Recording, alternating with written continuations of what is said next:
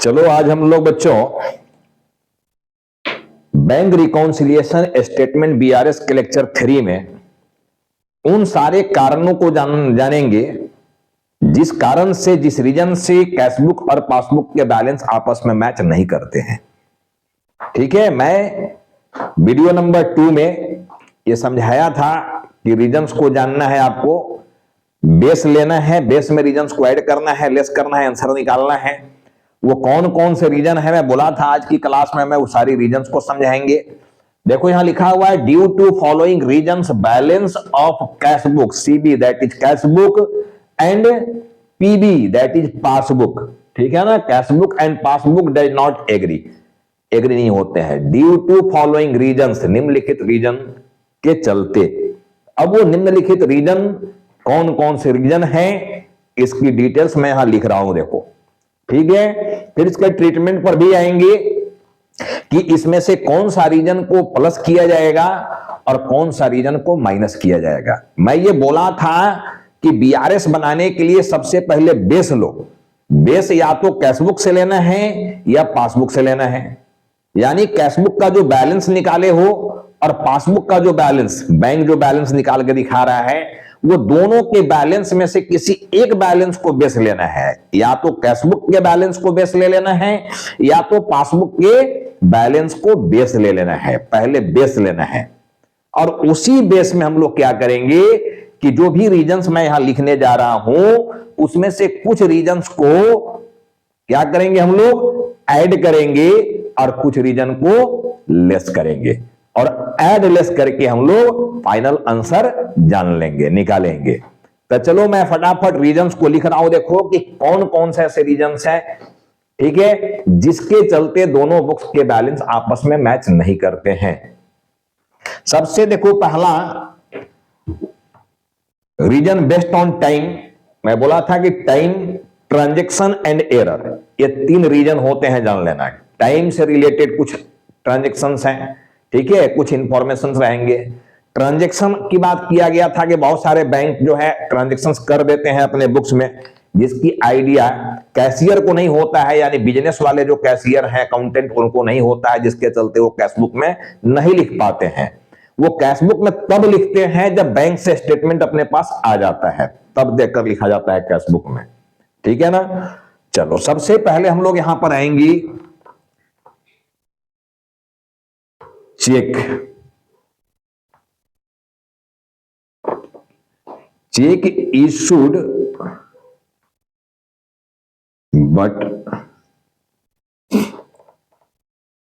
Not presented for payment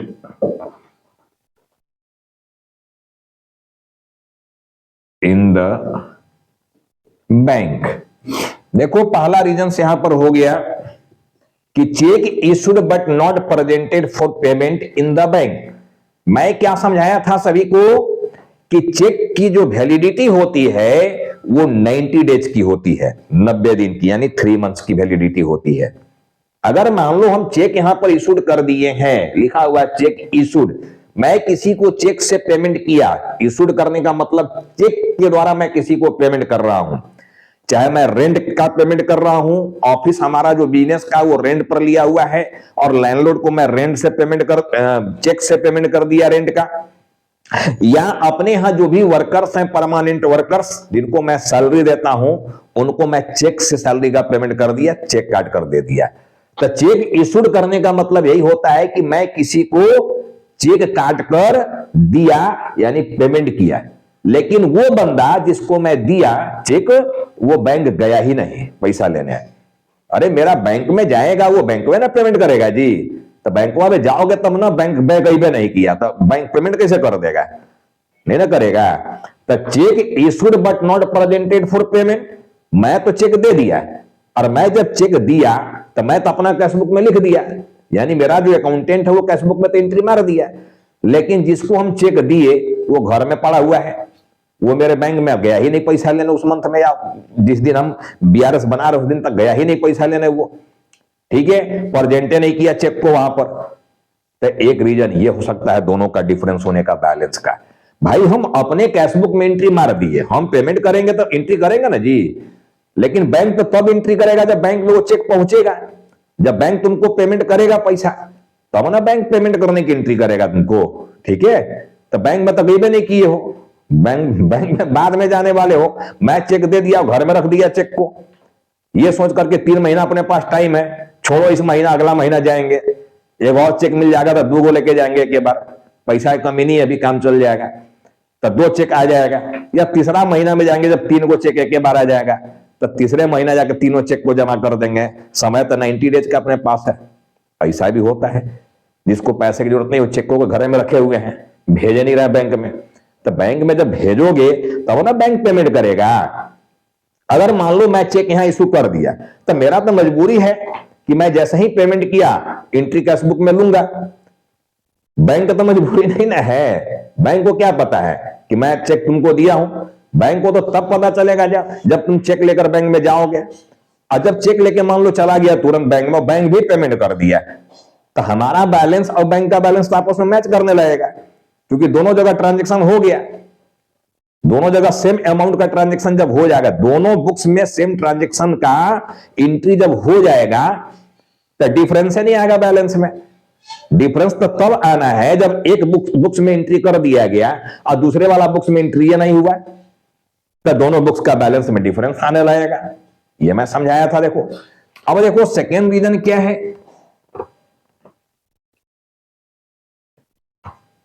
check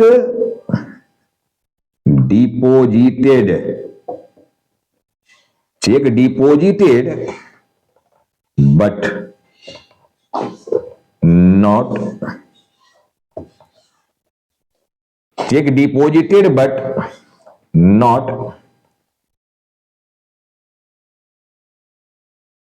collected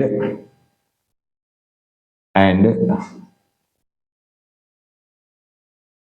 credited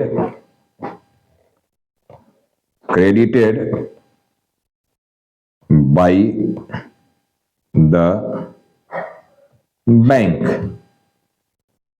मैं दूसरा देखो रीजन यहां पर समझा दिया क्या है कि check deposited but not collected and credited by bank. मान लो किसी से मैं माल उधार बेचा था, कोई भी कस्टमर है, वो चेक से मुझे पेमेंट किया, बाद में किया मान लो, या ऐसा भी होता है कि चलो तुरंत ही हमने माल सेल किया, वो चेक से पेमेंट कर दिया, हमको कैश में पेमेंट नहीं दिया। तब कोई भी कस्टमर जिससे मैं गुड सेल किया, वो बदले में हमको चेक से पेमेंट किया। अब उस चेक को मैं क्या करूंगा, अपने बैंक में भेजूंगा। घर में बिजनेस में रखे रखे उस चेक का पेमेंट नहीं ना आ जाएगा जी, उसको बैंक में भेजना पड़ेगा। तो उस चेक को मैं क्या किया, उस चेक को मैं बैंक में डिपॉजिट कर दिया। देखो चेक डिपॉजिटेड, मैं बैंक में भेजवा दिया चेक को। लेकिन मैं बोला था कि जैसे ही चेक बैंक में भेजोगे, बैंक तुरंत तुम्हारा एंट्री नहीं कर देगा बुक्स में और लेजर में पोस्टिंग नहीं कर देगा। वो उस चेक को क्लियरिंग कराने के लिए कस्टमर जो चेक दिया हमको, उस कस्टमर के बैंक अकाउंट में इस चेक को भेजेगा मेरा बैंक। मेरा जो बैंक है, मेरा बैंक उस चेक को भेजवाएगा कहां, कस्टमर वाला बैंक में। कस्टमर का जहां पर अकाउंट है वहां भेजवाया जाता है कलेक्शन के लिए, और कलेक्शन होके आने में 1-2 दिन का प्रोसेस लग जाता है। देखो समझ में आ गया बात। तब मैं जिस दिन बीआरएस बना रहा था, उस दिन तक जो चेक मैं डिपॉजिट किया, उसका पैसा बैंक के पास कलेक्शन होके नहीं आ पाया। अब स्वाभाविक है कि जब मैं चेक डिपॉजिट किया तो मैं तो अपने कैशबुक में एंट्री मार दिया, कैश बैलेंस को बढ़ा दिया। जैसे ही कोई कस्टमर हमको चेक से पेमेंट कर दिया, ठीक है, तो मैं कैश बैलेंस का मतलब बैंक अकाउंट समझ लेना। मैं बार बार समझाया हूं कि कैशबुक का मतलब बैंक कॉलम, ठीक है, हमारा बैंक कॉलम और बैंक का पासबुक, इसका मिलान करना हमको, ठीक है ना। तो जैसे ही मुझे कोई चेक मिला, अपने कैशबुक के बैंक कॉलम में मैं एंट्री मार दिया जैसे ही मिला, ठीक है। लेकिन बैंक वाला एंट्री नहीं मारा, एंट्री नहीं किया वो, क्योंकि उसको अभी तक कलेक्शन है तो उस चेक का नहीं आया है। कलेक्शन के लिए वो भेजा है, क्लियरिंग होने के लिए चेक को भेजा है, और उसी बीच में हमको बीआरएस बनाना पड़ गया, ठीक है। मान लो ईयर एंड में मैं बीआरएस बना रहा हूं 31 मार्च को, ठीक है, ईयर एंड आ गया मेरा और इस तरह की कोई चेक का कहानी आ गया है, और ईयर एंड जब आ गया तो उस दिन तो मुझे बनाना ही पड़ेगा ना बीआरएस जी, ठीक है। लेकिन कोई कस्टमर चेक दिया 31 तारीख को, कोई चेक दिया मान लो 31 मार्च को, तो उसी दिन तक क्लियरिंग हो नहीं जाएगा। तो मैं तो अपने कैशबुक में एंट्री मार के कैश बैलेंस को बढ़ा दिया, और जब बैंक में इसको भेज दिया तो बैंक उसी दिन 31 मार्च को एंट्री मारेगा क्या?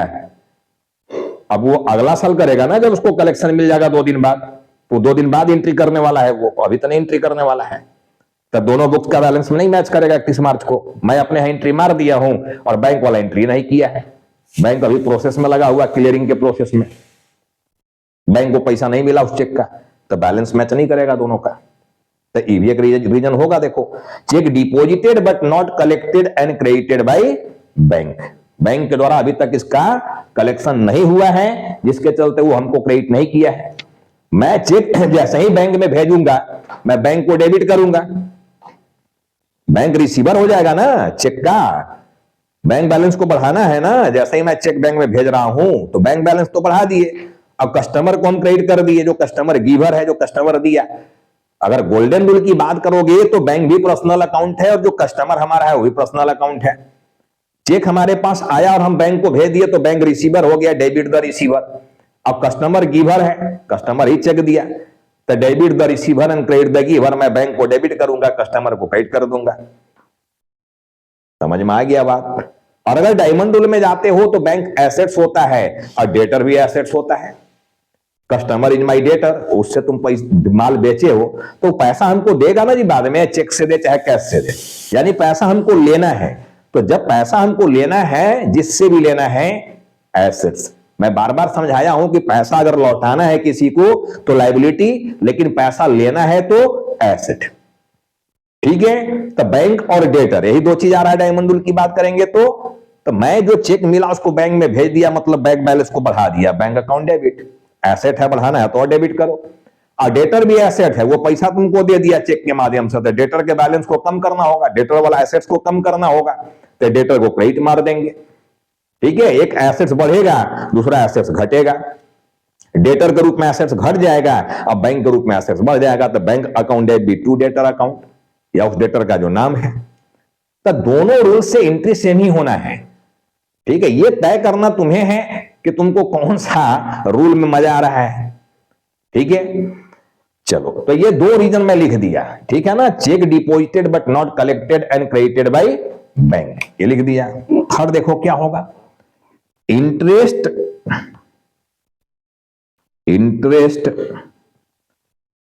Allowed by bank, interest allowed by bank, ठीक है। इंटरेस्ट अलाउड बाय बैंक, अब इंटरेस्ट अगर बैंक दिया है, हमको इंटरेस्ट दिया, तो ये तो बैंक को ही पता है, बैंक पासबुक वाला में एंट्री मार दिया होगा, लेकिन कैशबुक में तो इसकी एंट्री नहीं हुआ, ठीक है। Interest allowed by bank and it is recorded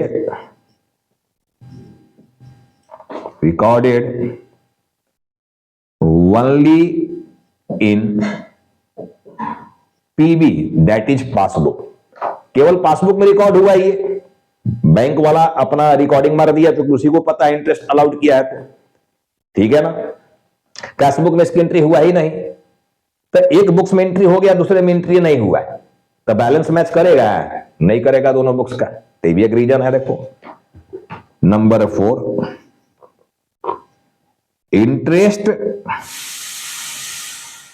interest charge by bank, ठीक है। And it is recorded only in passbook, ये जान लेना, ओनली रिकॉर्डेड इन पासबुक। क्योंकि इंटरेस्ट चार्ज बाय बैंक, अगर ओडी का केस हो गया है तो बैंक तो हमसे इंटरेस्ट लेगा ना जी। ओडी का मतलब लोन हो गया, मैं लोन ले लिया, ओडी का मतलब बैंक से ज्यादा पैसा निकाल लिया है, ठीक है। तो बैंक उस केस में हमसे इंटरेस्ट लेगा, और बैंक जो है इंटरेस्ट चार्ज कर दिया, ठीक है ना, charge by bank, and it is recorded only in passbook. होना भी चाहिए। बैंक को पता है, बैंक ही पासबुक में रिकॉर्ड करेगा, कैशबुक वाले को तो पता ही नहीं है।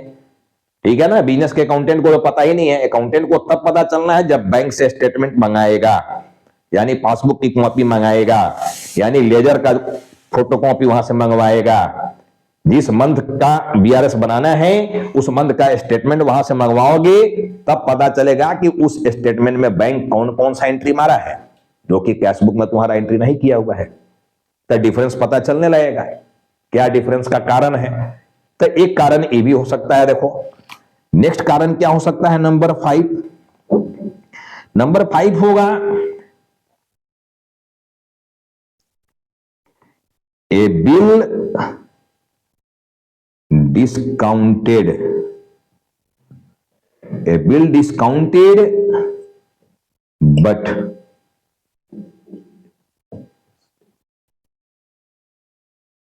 dishonored, a bill discounted but dishonored। ठीक है ना, बीआरबीपी का केस समझाए थे। बीआर एसेट होता है, बैलेंस शीट के एसेट साइड में होता है, और BR is like a cheque. Whenever you have required money, you may discount it from their bank। ठीक है ना, बिल चैप्टर पढ़ना है। मैं बोला था कि बिल चैप्टर में इसको हम लोग काफी डीप डिस्कशन करेंगे। ठीक है ना, बीच बीच में कहीं ना कहीं बीआरबीपी का मामला आ जाता है। तो बिल लाइक ए कैश होता है, लाइक ए चेक होता है। जब भी आपको पैसे की आवश्यकता पड़ता है, बैंक से जाकर इस बिल को डिस्काउंट करा सकते हो। ठीक है, हालांकि इतनी बात से बिल की कहानी नहीं समझ में आई होगी, मैं इस पर एक सेपरेट वीडियो जरूर बनाऊंगा और पूरे बिल का मैटर को समझाने के प्रयास करूंगा कि वास्तव में बिल है क्या। देखो चलो, तो बिल डिस्काउंटेबल होता है, बिल ट्रांसफरेबल होता है, यानी हम इसी बिल से किसी को पेमेंट कर सकते हैं बिजनेस में। ठीक है ना, तो ये बिल तुम डिस्काउंट करा लिए थे बैंक से, पैसा ले लिए थे बैंक से डिस्काउंट करा के, लेकिन ड्यू डेट पर, ठीक है, ड्यू डेट पर ये बिल का पेमेंट जिसको करना था, जो करने वाला व्यक्ति था यानी ड्रॉवी, वो बैंक को पेमेंट नहीं किया। ठीक है, अब देखो इस पर हम जाएंगे तो टाइम काफी लंबा होने लगेगा। देखो मैं बार बार समझाया हूं कि bill is nothing, it is just a paper but a legal paper. ठीक है, इस बिल के दो पार्टी होते हैं, एक ड्रावर यानी बिल को लिखने वाला, और एक होता है ड्रॉवी। ठीक है, ड्रॉवी जो माल बेचा है तुमसे, माल देखो बेचने के केस में होता है, उधार सेल किया गया है बिजनेस के द्वारा किसी से, तो उस केस में इस बिल का जन्म होता है, बिल लिखा जाता है इतना। तो drawer that is seller, drawer का मतलब हो गया कि जो माल तुमसे बेचा है, सेलर। ठीक है, और ड्रॉवी का मतलब हो गया परचेजर, जो माल खरीदा है, परचेजर। ठीक है, जो माल खरीदा हमसे, परचेजर दैट इज डेटर, मेरा डेटर है। ये सेलर ही तुम्हारा क्या है, क्रेडिटर भी है, पैसा लेगा, माल ही बेचा है तो पैसा लेगा ना जी, और जो माल खरीदा है वो पैसा देगा, तो ये डेटर है। ठीक है, तब सेलर, क्रेडिटर, ड्रावर एक ही चीज होते हैं, जान लो। माल बेचने वाला, जो माल बेचा वही पैसा लेगा, क्रेडिटर का मतलब लेनदार, लेगा पैसा, तो ड्रावर उसी को कहा जाता है। परचेजर खरीदार, जो माल खरीदा है, तो जब माल खरीदा तो पेमेंट तो करोगे ना, तो डेटर बन गया देनदार, पैसा देगा, देनदार माने देना, देगा पैसा। ठीक है, ड्रॉवी, उसी को ड्रॉवी कहा जाता है। अब ये तुम्हारा बिल लिखा गया है, देखो ये बिल है, बिल मतलब पेपर, बट ये लीगल पेपर है, कोई जोरी नहीं ना है। माल उधार कर दिया बड़ा अमाउंट, और ड्रावी ऑनेस्ट निकलिए जाएगा, वो पैसा समय पर पेमेंट करिए देगा। अब माल उधार बेचे हो तो कुछ दिन का कह के ना बेचा होगा, 10 दिन 20 दिन 30 दिन जो भी बेचा होगा, 15 डेज 30 डेज ये उधार दिया होगा, उधार में बेचे हो तो मान लो 30 डेज का माल उधार बेचा ड्रावी से। ठीक है ना, ड्रावी से माल उधार बेचा, तो ड्रावी 30 डेज में तुमको पेमेंट करिए देगा, इसकी गारंटी है? नहीं है, नहीं भी पेमेंट कर सकता है, तभी ना पैसा डूबता है जी, बैड डेट जिसको बोलते हो। और बैड डेट के लिए प्रोविजन बनाते हैं हम लोग, समझ में आ गया ना। तब ड्रावी जो है पेमेंट कर ही देगा टाइम पर, ऐसा जोरी नहीं है। इसीलिए सेफ्टी पॉइंट ऑफ व्यू से उस ड्रावी पर एक बिल लिखा जाता है, बिल लिखा जाता है। कौन लिखेगा? ड्रावर लिखेगा कि मैंने, जैसे मान लो ड्रावर यहां पर ए है और ड्रावी का नाम मान लो यहां पर बी है, तो ए लिखेगा कि मैंने बी से माल बेचा, कब बेचा ये लिख दिया, कितने का बेचा ये लिख दिया, इसका पेमेंट कब किया जाएगा ये ड्यू डेट लिख दिया, और यहां पर बी का साइन करवा लिया रेवेन्यू स्टांप लगाकर। रेवेन्यू स्टांप, भारत सरकार का रेवेन्यू स्टांप इसमें साट के और बी से साइन ले लिया गया। अब बताओ, जब रेवेन्यू स्टांप साट के उसमें साइन ले लेगा, साइन लेने का मतलब क्या, बी एक्सेप्ट कर रहा है साइन करके कि जो बिल में लिखा गया है टर्म्स कंडीशन, ठीक है, वो सब हम मानने के लिए तैयार हैं, सही चीज है, वो सही लिखा हुआ है, और वो साइन कर देता है। अब ये लीगल पेपर बन गया, कानूनी पेपर, और ये कानूनी पेपर बन जाने के चलते ये डिस्काउंटेबल भी होता है, ट्रांसफरेबल भी होता है। मैं चाहूं तो जिस दिन हमें पैसे की आवश्यकता होगा, इस बिल को हम बैंक से डिस्काउंट करा सकते हैं। समझ में आ गया ना। अब देखो, इसी बिल को ए जो है लिखने वाला, ये बी आर कहता है, इसी बिल को बी आर कहता है, लेकिन बी जो है इसी बिल को बीपी कहता है। एक ही पेपर का दो नाम है, देखो, एक ही पेपर का दो नाम हो गया। ड्रावर इसी पेपर को कह रहा है बी आर, जबकि ड्रावी कह रहा है इसी पेपर को बीपी। अब बी आर जो तुम्हारा है बेटे, ये बी आर ये एसेट है, ए फॉर एसेट, इसलिए एसेट साइड में रहता है, और ये बीपी जो है ये एल है, लाइबिलिटी, इसलिए लाइबिलिटी साइड में दिखता है। ये बी आर का संबंध, ठीक है ना,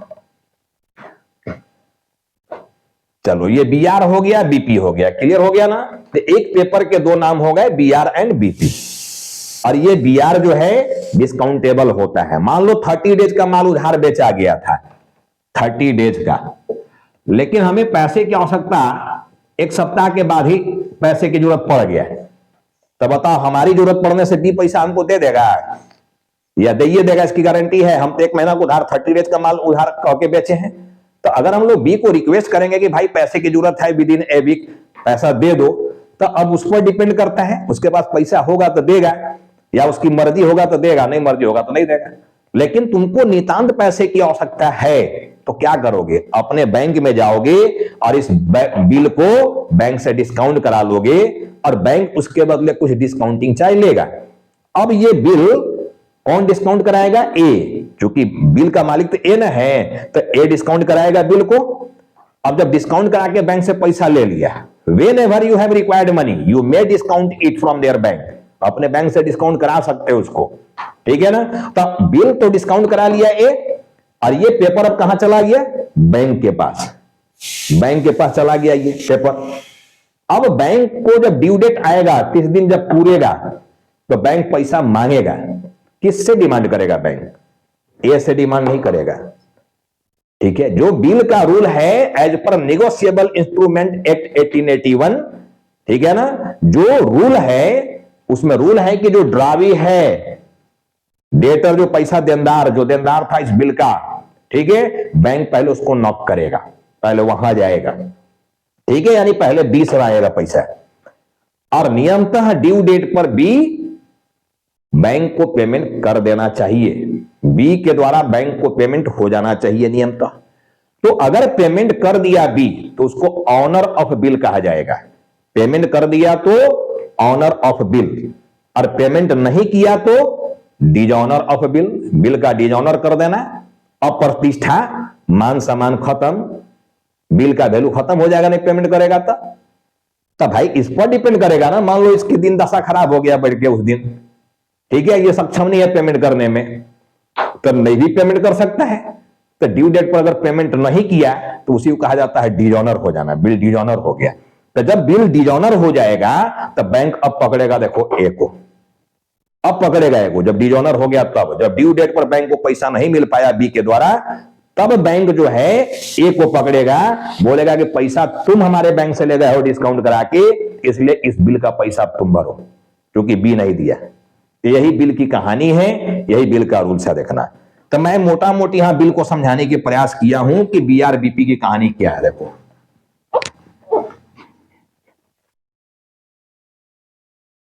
अब मुझे उम्मीद है कि बिल को लेकर मोटा मोटी बात जो है वो सारे स्टूडेंट्स को समझ में आ गया होगा। तो a bill discounted by dishonour, bill discount करा लिया गया था ए के द्वारा, ड्रॉवर के द्वारा, और वो डिजॉनर हो गया, ड्रावर उसका पेमेंट नहीं किया, तो ड्रावर से ना पैसा लेगा जी बैंक। ठीक है, तुम्हारा जो बैंक में रुपया जमा है उसमें से काट लेगा पैसे, बैलेंस घटा देगा तुम्हारा पासबुक में बैंक, कि भैया तुम्हारा बिल जो डिस्काउंट हुआ था उसका ड्यू डेट पर पैसा नहीं मिला। ठीक है, अब देखो यहां पर होता है dividend, dividend collected and credited by bank, dividend collected and credited by bank. Dividend क्या है? देखो आजकल तो बच्चे तक जानने लगे हैं शेयर मार्केट को यार, शेयर में पैसा लगाना। ठीक है, अब शेयर 12 में पढ़ना है 11th वाले बच्चों को, तो 12 में खूब बात करेंगे हम लोग शेयर को लेकर, क्या है शेयर। बट शेयर नाम से तो फैमिलियर हो जरूर। आज के डेट में बहुत लोग पैसा लगा रहे हैं SIP वगैरह में, म्यूचुअल फंड में, शेयर में। ठीक है, तो अगर शेयर किसी भी कंपनी का खरीदते हो तो साल के अंत में एक बार कंपनी क्या करता है? डिविडेंड तुमको देता है, लाभांश, लाभ का अंश, डिविडेंड। ठीक है ना। शेयर खरीदने का मतलब क्या है? कैपिटल कंपनी को दिए हो, कंपनी का कैपिटल कम पड़ गया था, कंपनी शेयर बेच के तुमसे कैपिटल मांगा है, कैपिटल जनरेट किया, यानी उसके टोटल कैपिटल में शेयर होल्डर का पैसा लगा हुआ है कुछ, यानी उनका भी कंट्रीब्यूशन है कैपिटल में। अब तुम्हारे कैपिटल से कंपनी बिजनेस करके मुनाफा कमाएगा, प्रॉफिट, तो उस प्रॉफिटवा में तो तुम्हारा भी हिस्सा बन जाएगा ना जी। क्या? तो तुम्हारा हिस्सा जब बन जाएगा बाबू, तब बैंक, कंपनी क्या करता है कि तुम्हारा हिस्सा जितना बनेगा according to number of shares, उतना पैसा प्रॉफिट का, यानी उतना प्रॉफिट में से अंश जो तुम्हारा बन रहा है वो तुम्हारे अकाउंट में भेज देगा कंपनी। तो जो प्रॉफिट कमाया उस प्रॉफिट का जितना भी अमाउंट तुमको भेजा गया उसी को कहा जाता है डिविडेंड। डिविडेंड लाभांश, संधि विच्छेद, लाभ जोड़ अंश, लाभ का अंश। प्रॉफिट बोलकर नहीं दे रहा है, डिविडेंड बोलकर दे रहा है। डिविडेंड का शुद्ध हिंदी होता है लाभांश, लाभ का अंश। ठीक है ना। तो लाभांश तुमको कंपनी भेजा है तुम्हारे अकाउंट में, dividend collected and credited by bank, bank जो है सो कलेक्ट कर लिया है और क्रेडिट भी कर दिया है। तब बैंक को ना पता है कि डिविडेंड तुमको मिला है जी, तुमको कहां पता है? अकाउंटेंट को कहां पता है? तो कैशबुक में एंट्री नहीं हुआ, अब पासबुक में एंट्री हो गया, एक बुक्स में एंट्री हो गया, दूसरे में हुई भी नहीं किया एंट्री, तो दोनों का बैलेंस वहां मिलेगा क्या? दोनों बुक्स का बैलेंस नहीं मिलेगा। ठीक है, सेम एंट्री सेम अमाउंट से दोनों बुक्स में अगर हो जाए तो बैलेंस मैच कर जाएगा, लेकिन एक बुक्स में एंट्री हुआ, दूसरे में हुई भी नहीं किया एंट्री है, तो बैलेंस कैसे मिल जाएगा भाई? नहीं मिलेगा। तो ये भी एक कारण है। देखो नंबर 7, देखो कारण क्या होने जा रहा है? Payment made by bank on behalf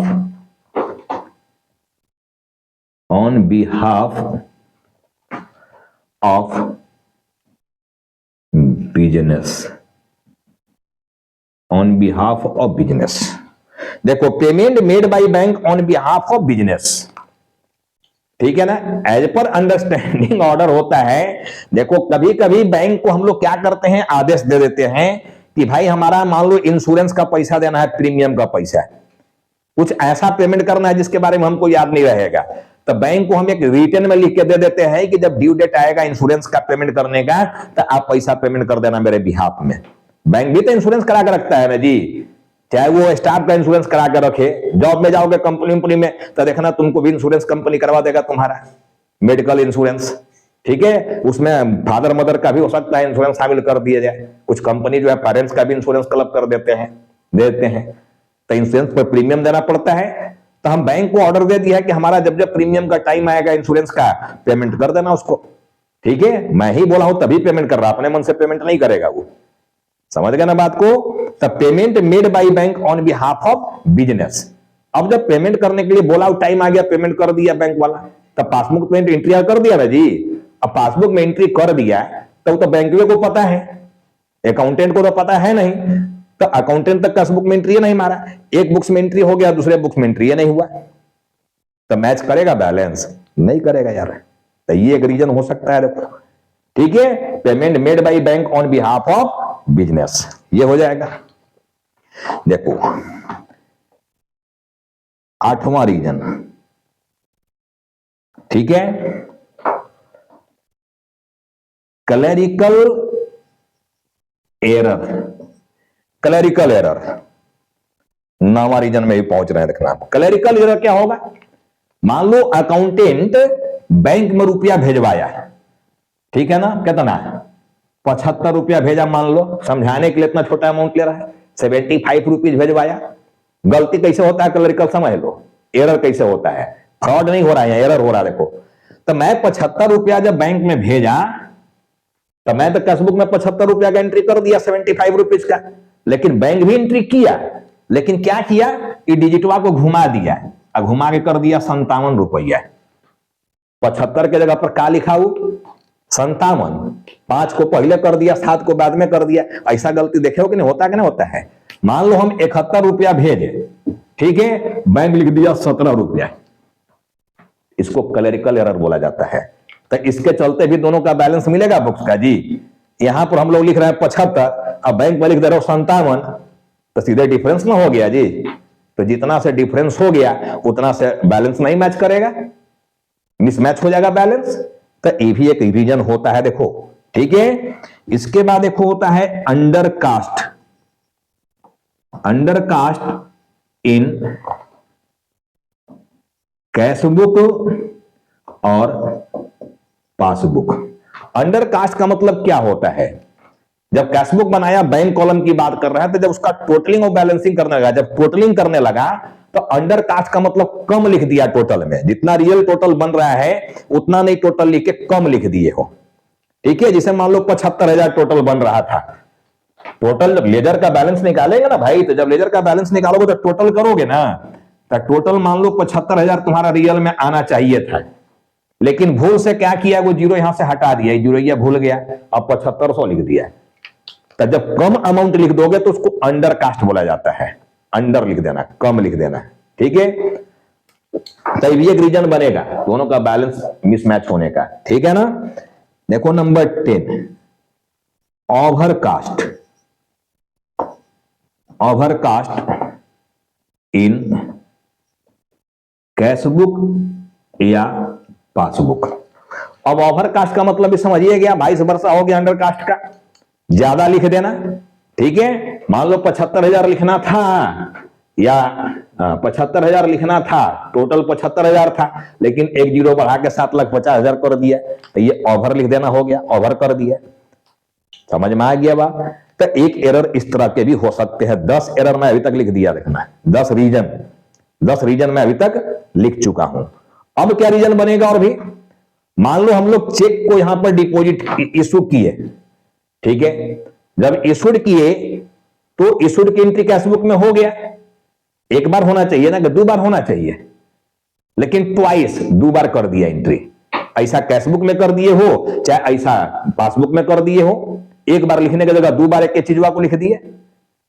ऐसा भी हो सकता है ना जी, पोस्टिंग 2 बार कर दिया, एक बार की जगह पर गलती से 2 बार हो गया, डबल मार दिए, तो बैलेंस मैच करेगा, मिसमैच हो जाएगा ना। वही कहानी रिसिप्ट में भी हो सकता है। तो देखो रीजन अब नीचे लिखने का जगह मेरा कम पड़ रहा है, इसलिए मैं खाली सुना रहा हूं, देखना कि एक ही काम को दोबारा कर दे रहे हो, 2 बार कर दिया, ये भी एक एरर हो गया। चेक डिपॉजिट किए हो तो एक ही बार ना एंट्री मारोगे, लेकिन ट्वाइस दोबारा हो गया, ठीक है। अब जैसे आज ये भी एक एरर हो गया। अगला क्या एरर बन सकता है? अगला एरर कि मान लो हम चेक जो है सो रिसीव किए, यहां डिपॉजिट करने का मतलब पहले हमारे पास आया होगा तभी हम बैंक में भेजेंगे, तो रिसीव किए तो हमको हो, जब बैंक में भेज रहे हैं तो बैंक कॉलम में डेबिट करना चाहिए। बना कर दिखाएंगे यार, जब बनाएंगे तो बना कर दिखाएंगे, इसको सारा सामने मेरा काम है, एकदम प्रूफ दैट, ये सारा चीज को मैं प्रूफ करके दिखाऊंगा वहां जो भी चीज नए नए आ रहे हैं, ठीक है, किस तरह से मिस्टेक हो रहा है। देखो, तो लिखना चाहिए था बैंक कॉलम में, लेकिन लिख दिया कैश कॉलम में, तभी बैलेंस मिसमैच हो जाएगा। तो ऐसा भी एरर हो सकता है। ये सब मजेदार एरर हैं जो बुक्स में मिल जाएंगे, और बच्चे ऐसे ऐसे एरर में फंसते हैं। तो मैं आज की क्लास में देखो मैक्सिमम जो रीजन्स होते हैं इसको लिखने और समझाने का प्रयास किया। आज की क्लास में मैं ये लिखने और समझाने की प्रयास किया हूं, देखो, ठीक है। होप कि ये सारे रीजन समझ में आ गए होंगे, क्योंकि मैं बहुत डीप में सारे रीजन पर समय दिया हूं, समझाया हूं। आप वीडियो को रिवाइंड कर करके देखा करो, सुना करो विदाउट एनी कट, ठीक है। और एक चीज देखो, मैं बार बार बोलता हूं यार, सब्सक्राइबर्स बहुत कम है मेरे अभी। अगर वास्तव में आपको मेरी वीडियो पसंद आता है, कुछ सीखते हो इससे, तब वीडियो को लाइक किया करो, सब्सक्राइब किया करो और ज्यादा से ज्यादा लोगों के बीच में इसको शेयर करो।